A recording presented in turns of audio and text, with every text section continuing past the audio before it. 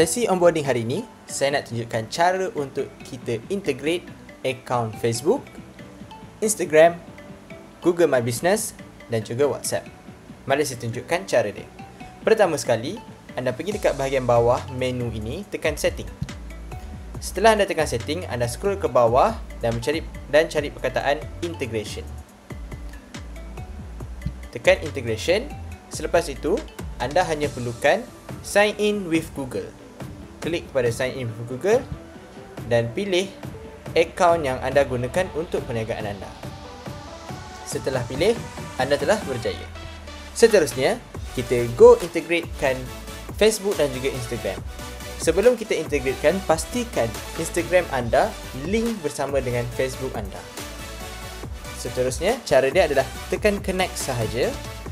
Selepas tu, anda pilih Facebook yang telah anda linkkan dengan business page anda dan juga Instagram business anda. Dan seterusnya, tekan continue. Setelah berjaya, kita akan pilih page anda di sini nanti. Okey? Selepas anda membuat pilihan, tekan continue and connect.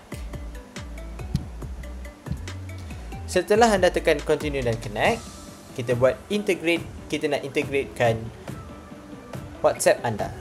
Cara dia mudah sahaja, anda tekan go back dan scroll ke menu bar dan tekan WhatsApp single user.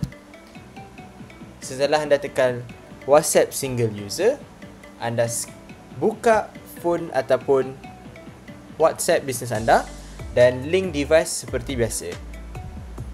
Scan QR ini sehingga keluar paparan ataupun logo WhatsApp. Sekiranya tidak berjaya, anda boleh scan sekali lagi. Itu saja.